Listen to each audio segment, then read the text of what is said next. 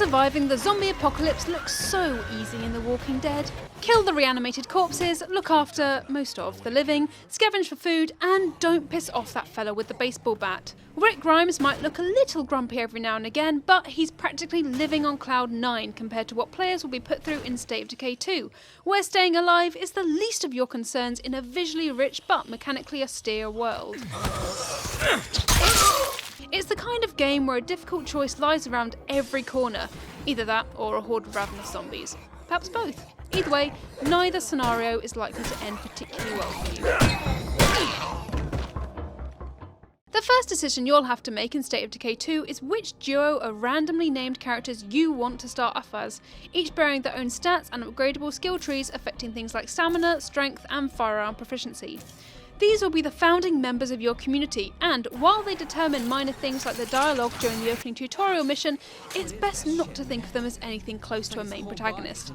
Once you're let loose in the first of 3 open world maps, you're welcome to recruit and switch between an ensemble cast of procedurally generated followers, but every survivor is expendable. You let them die, and that's it for that character, so try not to get too attached. Your community will have its own overarching questline, and completing these objectives are the best way to learn the ropes of State of Decay 2's more sophisticated take on the zombie game. You'll have to locate and establish your first settlement, recruit new followers to your community, and find enough food, medicine and materials to keep everyone happy and fit to work. Unfortunately, that requires going out into the zombified plains of the eerily picturesque rural American landscape to scavenge for resources, make friends, or enemies, with neighbouring communities, and claim new outposts across the region. This struggle to make a life for yourself in a dying world is State of Decay 2's core gameplay loop, and it feels as addictive to play as it did in the original. I'm done with this place. Shall we go? Sounds like a plan. You're also tasked with keeping an eye on your community's morale, health and safety, and it's here where newcomers may find State of Decay 2's survival system to be especially exhausting. Fail to keep up with the community's demands and the game will start pulling you in multiple directions at once, insisting you satisfy a nebulous progression checklist at the expense of teaching the finer details in its spaghetti bowl of interweaving systems. The intensity does ease up as you progress and your community establishes itself as a more sustainable colony, but new developments back home always demand your attention. If Undead Labs is making a point about the futility of leadership during the end times, then point taken. But maintaining a healthy community occasionally feels more like a full-time job than a satisfying cycle of risk and reward. For those expecting a more advanced combat system above the mindless whacking and bashing of the first game, you're only going to be mildly satisfied. The new and improved game engine does make fights feel more fluid and frenzied, and the shooting mechanics are reliably solid.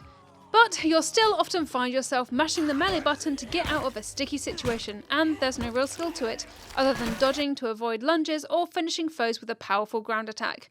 The suitably gory kill animations, however, are an endlessly satisfying guilty pleasure, and top marks can be awarded to Undead Labs for some of the best undead head explosions you could hope for in a video game. So, humanity's fighting skills haven't drastically evolved over the last 18 months since the first game was set, but the zombies are stronger than ever. Even the zombies who aren't standard blood plague carriers come in a bunch of different shapes and sizes, from Zeds clad in military armour to the walking zombie dinner bell that is the Screamer. They're not exactly the most original enemy archetypes, we've all fought undead bloaters and juggernauts a million times before, but they at least bring some more tension to skirmishes when you know the prospect of finite death is a perpetually looming threat. You might be defending your settlement from a zombie attack, for example, only to realise that one of the unwelcome guests is the reanimated corpse of your former friend.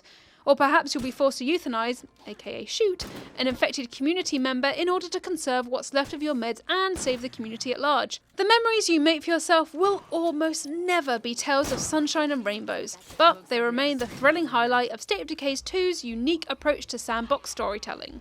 These deliciously dark micro-narratives are even more enjoyable when playing online via State of Decay 2's new co-op mode too, in which players can join each other's games in squads of up to 4 and survive the virtual doomsday together. Aww.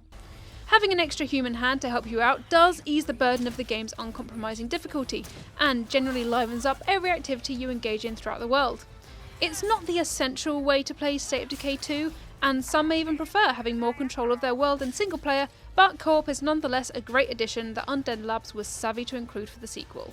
State of Decay 2 is a survival sim that asks every what-if question that you might have had about living in the zombie apocalypse, and, better yet, challenges you with answering most of them yourself. The state of things hasn't changed too much over the original title, aside from the notably upgraded visuals and the smart inclusion of online co-op play, but developer Undead Labs has astutely avoided overreach in favour of doubling down and amplifying the game's strengths as a purist survival simulation. Zombie fatigue in popular culture can sometimes feel as widespread a disease as the Blood Plague itself, but by sticking to its guns and delivering on a smarter breed of zombie game, State of Decay 2 is a potent reminder of why the undead continue to be such a rich source for interactive entertainment. 3.5 stars.